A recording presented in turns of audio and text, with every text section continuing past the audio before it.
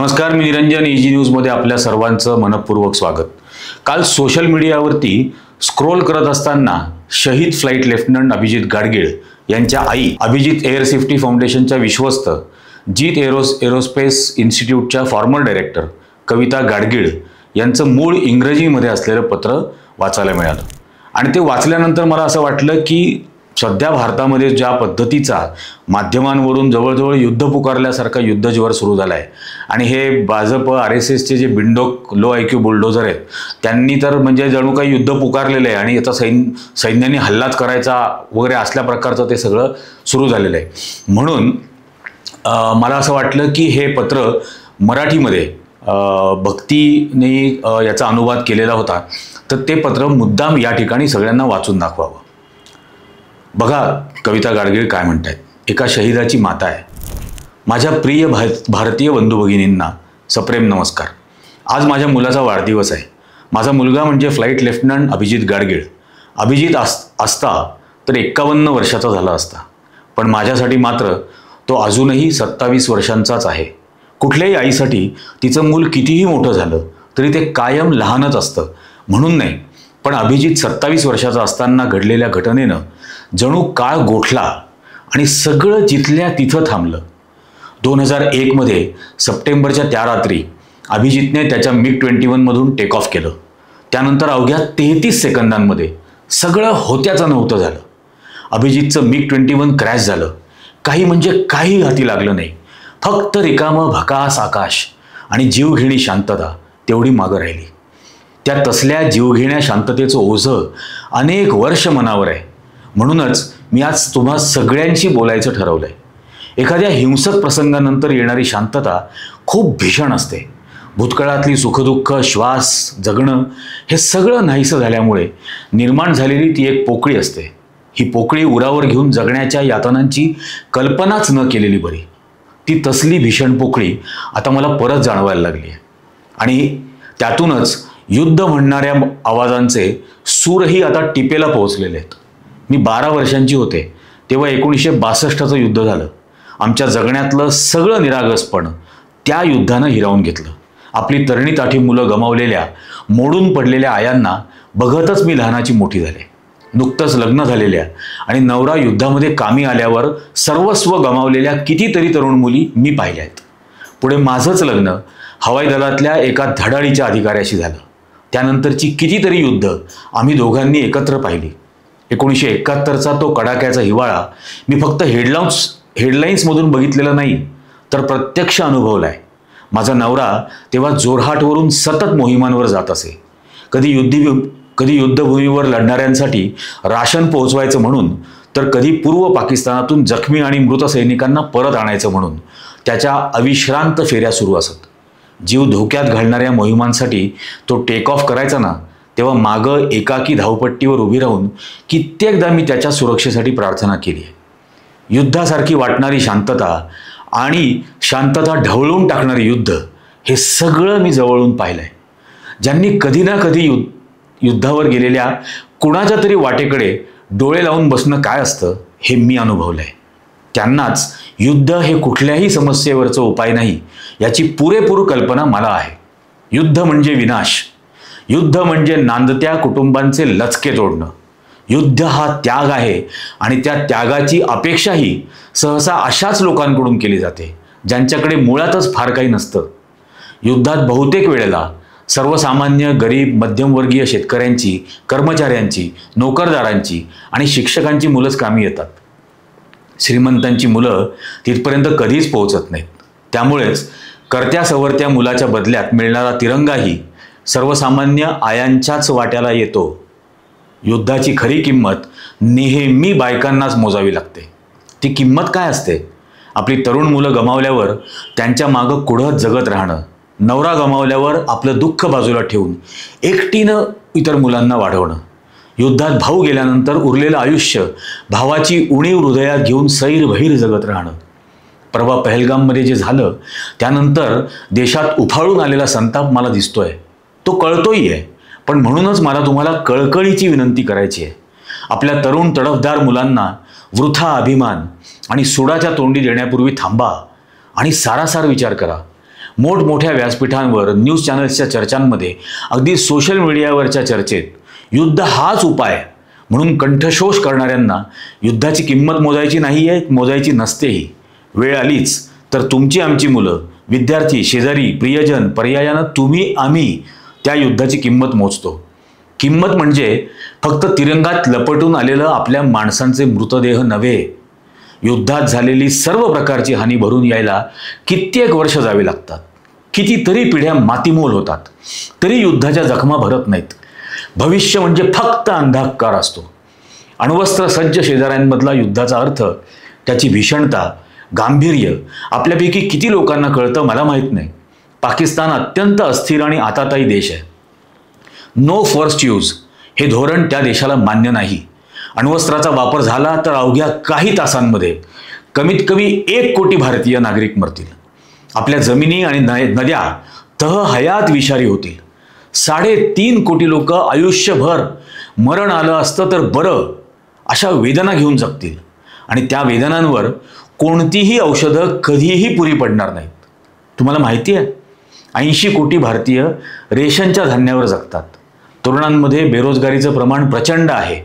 भारतीय सैन्य दलांच्या धाडसाबद्दल दुमत नाही आहे, पण आपल्याकडं 1 लाख सैनिक आणि 12,000 अधिकाऱ्यांच्या रिक्त जागा आहेत. आपल्या हवाई दलाला 42 स्क्वाड्रन्सची गरज आहे, पण आपल्याकडे आहेत कशाबशा 31 स्क्वाड्रन्स. त्यातली बहुतेक विमानं आता खूप जुनी आहेत. नौदलाकडे 15 पेक्षा कमी पाणबुड्या काम करण्याच्या अवस्थेत आहेत. चीनकडेच मात्र 70 पाणबुड्यांचा ताफा आहे. उद्या खरंच युद्ध जर सुरू झालं तर आपण कसे बसे 2 आठवडे लढू शकू याची कल्पना आहे आपल्याला. सैनिकांचे बूट, जॅकेट्स, रेडिओ, रायफल्स, टेंट, औषधं आणि माफ करा मला हा शब्द लिहिणंही जड जात आहे, पण अगदी शवपेट्यांसाठीही आपण इतरांवर अवलंबून आहोत हे तुमच्यापैकी किती जणांना माहिती आहे. आपण युद्धाचे मनोरथ रचत असताना तिकडे चीन मात्र अरुणाचल प्रदेश, लडाख, सिक्कीम आणि आपल्या हातून निसटू शकेल असं सगळं गिळंकृत करायला बसलाय. हे पाहताय का कोणी? अमेरिका आपल्याला सहानुभूती देईल, भाषणं देईल, महागडा शस्त्रसाठा देईल, पण त्यांची मुलं बाळं आपल्याला देणार नाही लढायला. हे लक्षात असू द्या. आणि हे युद्ध हवं म्हणणाऱ्या सगळ्यांच्याच लक्षात असायला हवं. आपल्यावर झालेल्या अन्यायाला पोटात घ्या असं मी अजिबात म्हणत नाही. पहलगामचा बदला घ्यायलाच हवा. या सगळ्याला जबाबदार असलेल्यांना सुळावर चढवून आपल्याला न्याय मिळवायला हवा. आपल्या इंटेलिजन्सचा दर्जा सुधारवायला हवा आहे. संरक्षण अधिक काटेकोर करायला हवं आहे. अपयश समोर यायला हवं आहे आणि त्याची दुरुस्तीही व्हायला हवी.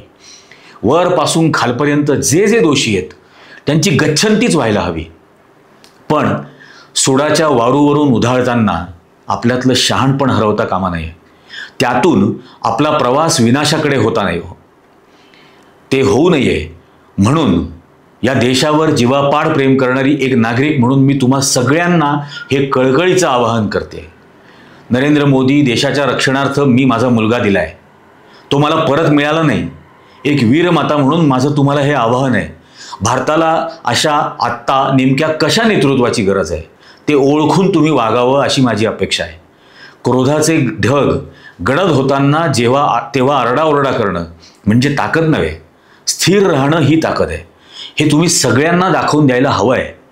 मृतांना न्याय मिळवून द्यायचा आहे, पण त्यासाठी हयात असलेल्यांच्या भविष्याशी खेळायचं नाही हे तुम्ही पाहायला हवं आहे. स्टेट्समनशिपचा अर्थ तुम्ही इतरांना दाखवून देण्याची गरज आहे. या परिस्थितीत तुम्ही क्रोधानं नाही तर सहानुभूतीनं नेतृत्व कराल अशी अपेक्षा आहे. आपल्याकडे असलेल्या सैन्य दलामधल्या माणसांची मोजदाद करताना ती फक्त 1 माणसांची संख्या नाही आहे. तेवढ्या कुटुंबांची, स्वप्नांची, त्यांच्या प्रत्येकाच्या स्वतःच्या जगाची संख्या आहे. हे अजिबात विसरू नका. या देशाचे प्रमुख म्हणून तुम्ही हे सगळं कसं जमवणार याकडे जगाच्या नजरा लागल्या आहेत. आणि मुख्य म्हणजे आपल्या देशातली मुलंही मोठ्या अपेक्षेनं पाहत आहेत. हे लक्षात असू द्या. खरा नेता कसा असतो, कसा असायला हवा हे दाखवून देण्याची आज गरज आहे. आणि आता पुन्हा जरा भारतीयांकडे वळते. बंधू भगिनींनो, तुम्ही म्हणताय तसं काश्मीरमध्ये दहशतवाद्यांना काही मुठभर स्थानिक काश्मीरींकडून मदत मिळत असते, आसरा दिला असतो, हेही खरं आहे. पण काश्मीरकडे पाठ फिरवणं हा त्यावरचा उपाय नाही. उलट हीच वेळ आहे त्या मुठभर काश्मीरींकडे दुर्लक्ष करून मोठ्या संख्येनं शांतता हवी असलेल्या काश्मीरींसाठी आपला हात पुढं करण्याची. दहशतवाद हा तिरस्काराला खतपाणी घालतो. इतरांपासून तुटलेले, दुरावलेले, एकटे पडलेले आणि एकटं पाडलेले यांना गाठून त्यांचं कान भरणं, त्यांना आपल्या बाजूला वळवणं दहशतवादाला सहज जमतं. काश्मीरच्या ट्रिप्स कॅन्सल करून, तिथल्या व्यावसायिकांवर बहिष्कार घालून किंवा तिथल्या लोकांकडे पाठ फिरवून तुम्ही दहशतवाद्यांना अद्दल घडवत नसता, तर त्यांना बळ देत असता हे लक्षात असू द्या. एरवी ज्या तरुण मुलांनी शेती केली असती, लहान मोठा नोकरीधंदा केला असता, ते तरुण आपण काश्मीरकडे पाठ फिरवल्यामुळे हाताला काम नसलेले, अस्वस्थ, रिकामे बसणार आहेत. त्यामुळे त्यांची माथी भडकवून त्यांना आपल्याकडं खेचून घेणं दहशतवाद्यांना सोपं जाईल. म्हणून काश्मीरबद्दल खरंच तुमच्या मनात प्रेम असेल, तो भारताचा अविभाज्य भाग आहे असं तुम्हाला खरंच वाटत असेल, तर तुम्हाला काश्मीरी लोकांना परक करून चालणारच नाही. तुम्हाला काश्मीरची जमीन हवी, निसर्ग हवा, पण तिथली माणसं नकोत, हे कसं काय जमेल? अर्थातच काश्मीरी पंडितांना खोऱ्यात परत आणायला हवं, त्यांना न्याय मिळायला हवा, भूतकाळातल्या चुका सुधारायला हव्यात, लोकसंख्येचा समतोल साधायला हवा. पण हे सगळं स्थानिक लोकांना विश्वासात घेऊन त्यांच्या साथीनं त्यांना डावलून नाही होणार. कारण सर्वसामान्य काश्मीरी लोक तुमच्या बरोबर असतील तर दहशतवादी काहीच करू शकणार नाहीत. कुठेही जरा खुट्ट झालं तरी स्थानिक काश्मीरींना त्याची जाणीव सगळ्यात आधी होते. हा इतिहास आहे. 1947ला घुसखोरी झाली तेव्हा, नंतर कारगिल घडलं तेव्हाही काश्मीरी मेंढपाळ, गुज्जर आणि बकरवालांनीच त्याबद्दल सैन्य दलाला पहिली माहिती देत सावध केलं होतं. याची तुम्हाला कल्पना तरी आहे का?